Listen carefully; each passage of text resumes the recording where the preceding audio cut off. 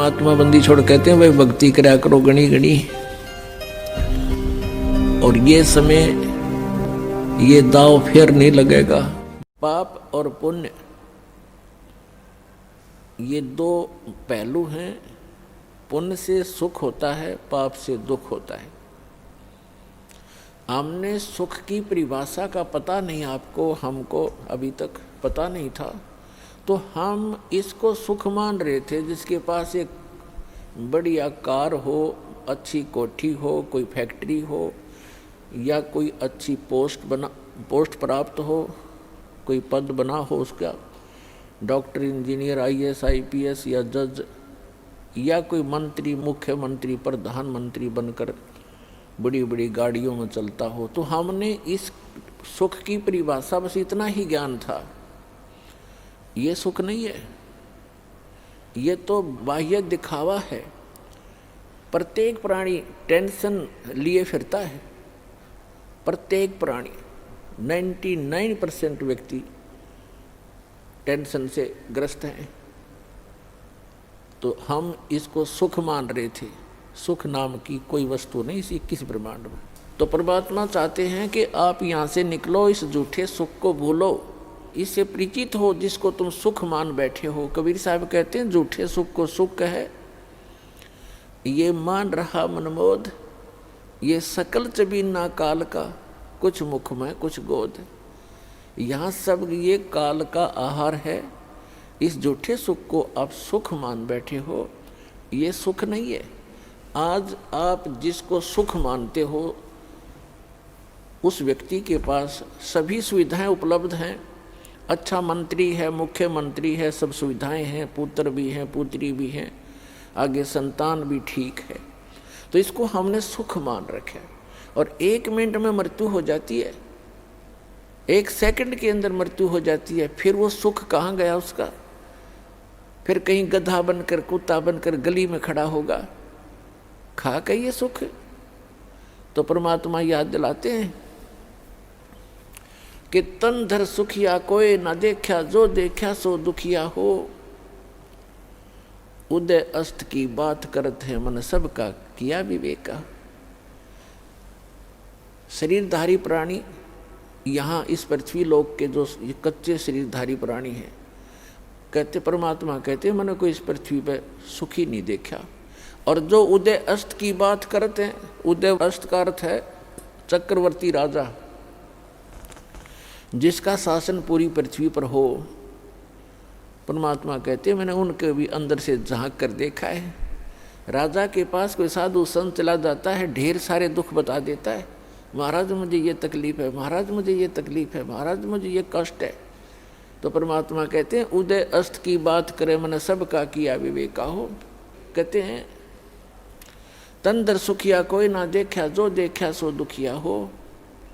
उदय अस्त की बात करत है मन सबका, किया विवेका हो।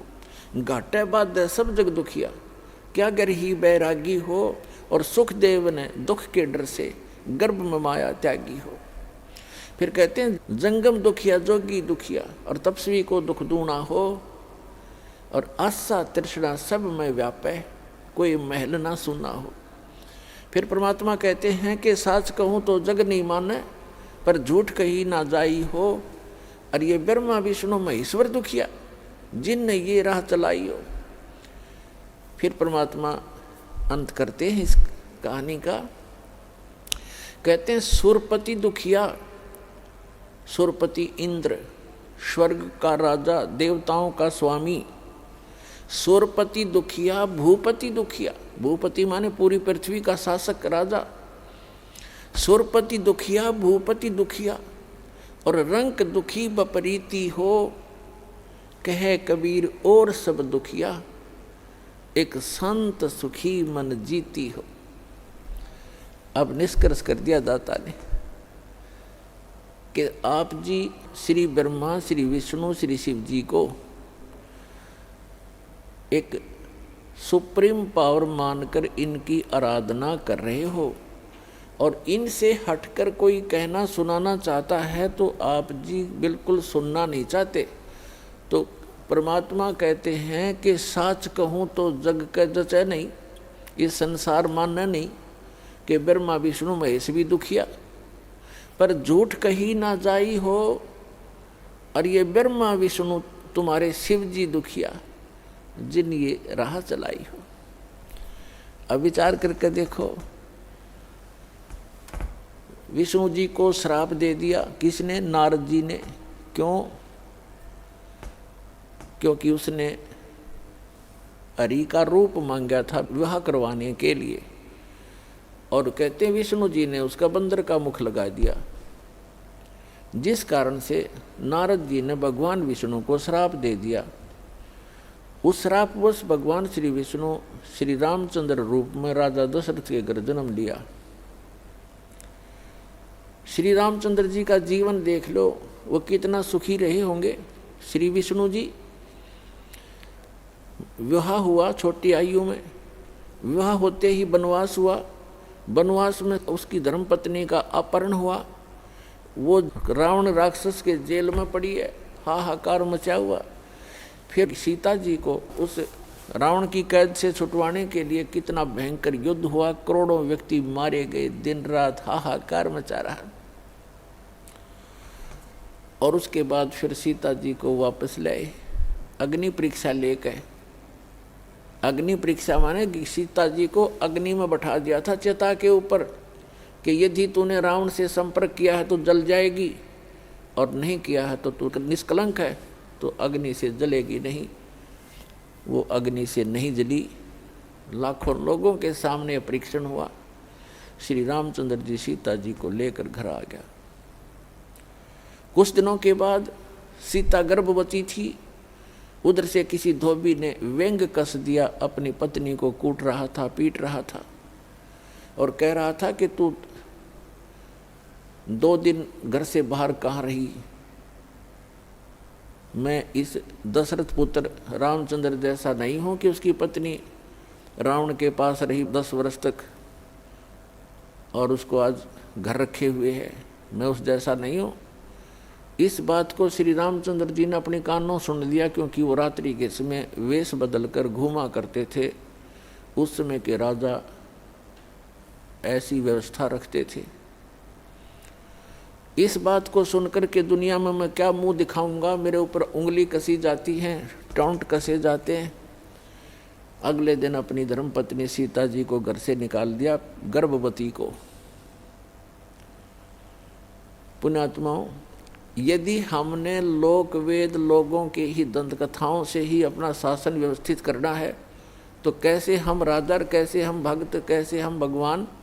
लाखों लोगों के सामने परीक्षण किया सीता जी का, और वो निष्कलंक। और एक धोबी ने कह दिया कि मैं उसके कहने मात्र से अपनी पत्नी का परित्याग कर दिया, तो धिक्कार है ऐसे डिसीजन को। आम आदमी भी ना करे ऐसी गलती, जिसकी पत्नी के गर्भ हो और उसको घर से निकाल दे, कहाँ जाएगी फिर वो? तो पुण्यात्मा, भले ही उसने लोगों की शर्म से निकाल दिया, लेकिन अंदर से दुख उसका गया नहीं। वो सीता जी कहीं रही, अब उसके बच्चे कहाँ, और आप राजा बना बैठा। सपने में सुख नहीं उस व्यक्ति को, चाहे कितनी बात बनावे। वही श्री विष्णु जी श्री कृष्ण रूप में जन्मे। जन्म से ही दुख शुरू हुआ था, मृत्यु होगी, सुख का सांस श्री कृष्ण जी को नहीं हुआ। श्री विष्णु जी के दूसरे रोल को आप देख सकते हैं। जेल में जन्म हुआ, मामा शत्रु हो गया, कभी काल्यवन, कभी जरासेंग, कभी कोई शिशुपाल उनके साथ झगड़ा करने को आते हैं। फिर जाकर के एकांत स्थान पर अपना स्थान खोजा, द्वारका समुद्र के अंदर, वहाँ रहे कुछ दिन। उसके बाद अंत देखो श्री कृष्ण जी के पूरे कुल का। दुर्वासा जी ने श्राप दे दिया कि तुम्हारा कुल नाश होगा। श्री कृष्ण जी अर्थात विष्णु जी के सामने उनके 56 करोड़ यादव हो गए थे। 56 के 56 करोड़ आपस में लड़के कटके मर गए। श्री कृष्ण जी के अर्थात विष्णु जी के पोता और पोते भी। तो श्री कृष्ण जी के पोते और बेटे उनकी आंखों के सामने कटके मर गए। तो यहाँ परमात्मा कहते हैं, साच कहूँ तो जग नहीं माने और झूठ कही ना जाई हो, ये ब्रह्मा विष्णु महेश्वर दुखिया जिन ये राह चलाइयो। फिर कहते हैं कि सुरपति दुखिया भूपति दुखिया और रंक दुखी बपरीती हो। सुरपति देवताओं का राजा इंद्र दुखी। इंद्र की कहानी आप पढ़ कर देखो पुराणों के अंदर। एक बार राक्षसों का और देवताओं का युद्ध हो गया, राक्षस विजयी हो गए, इंद्र भाग गया, गद्दी छोड़कर जंगलों में छुप गया, कोई वर्षों तक भूखा प्यासा पड़ा रहा, खा के वह सुख। और इंद्र की मृत्यु के उपरांत उस राज को भोग कर ये राजा चाहे स्वर्ग का हो चाहे पृथ्वी का हो, अगला जन्म उसका गधे से शुरू होता है। तो बाढ़ में जाओ ऐसा राज जो अगले जन्म में गधा बने। तो हम बिना ज्ञान के इस झूठे सुख को सुख मानकर अपना जीवन नाश कर रहे हैं। अब इसको सफल करो पुण्यात्माओं। हमें विकल्प प्राप्त हुआ, अभी तक इसका विकल्प नहीं था। कोशिश करके भी हम काल के जाल से नहीं निकल पा रहे थे। अब क्या बताते हैं परमात्मा के सुरपति दुखिया भूपति दुखिया रंक दुखी बपरीती हो। कि रंक यानी निर्धन व्यक्ति तो स्वाभाविक दुखी होता है, उस पर तो सभी दुख विद्यमान होते हैं। अब क्या बताते हैं कि कहे कबीर और सब दुखिया एक संत सुखी मन जीती हो। एक संत सुखी हो सकता है इस पृथ्वी पर जिसने अपने मन को जीत लिया। मन को पुण्यात्माओं जीतना कोई हंसी खेल नहीं है। और गीता में लिखा है कि अर्जुन ने पूछा कि हे भगवान, आप कहते हो कि मन और इंद्रियों को रोक के एकांत स्थान पर ध्यान लगावे। तो अर्जुन कहता है भगवान, इस मन को रोकना बड़ा कठिन है। इस बात को गीता ज्ञानदाता भी कहता है कि मन को रोकना तो तूफान को रोकने के तुल्य है। फिर भी कहा है कि कोशिश करे, उसका अभ्यास करने से उसका कुछ राहत मिल सकती है। ये तो है एक वेद ज्ञान जो इनकम्प्लीट है, क्योंकि बहुत से ऐसे ऋषि हैं, जैसे एक श्रृंगी नाम के ऋषि थे। उन्होंने इसी आधार से वन में जाकर घोर तपस्या की, हठ योग किया, इसी मन को रोकने के उद्देश्य से। पुण्यात्मा, तत्व ज्ञान न होने से हम मनमुखी साधनाएं और अज्ञान के आधार से ये जीवन नाश करते रहे। जनसाधारण ये सोचा करता था कि बड़े महर्षि हैं, ऋषि हैं और बड़ा कठिन तप कर रहे हैं। उसके विषय में सूक्ष्म वेद में परमेश्वर ने आकर स्वयं बताया है कि डंब करें डूंगर चढ़ें, अंतर जिन्नी झूल और जग जाने ये भक्ति करें, ये बोवें सूल बबूल। कोई पहाड़ पर, कोई ऊंचे से स्थान पर के दूर तक दिखाई देऊं मैं कहीं साधना कर रहा है कोई संत। डंब करें, डंब माने पाखंड करते हैं, लोग दिखावा करते हैं। डंब करें डूंगर चढ़ें, डूंगर माने पहाड़ पर ऊंचे स्थान पर चढ़ जाते हैं। अंतर झीनी झूल, अंदर जो की तू बकवाद भरी है, और जग जाने यो भक्ति करे, ये बोवे सूल बबूल। हमसे जुड़े रहने के लिए हमारे YouTube चैनल को सब्सक्राइब करें और नई वीडियो की नोटिफिकेशन के लिए बेल आइकॉन को दबाएं। अगर आप ये वीडियो Facebook पर देख रहे हैं तो लाइक जरूर करें और ज्यादा से ज्यादा शेयर करें। धन्यवाद।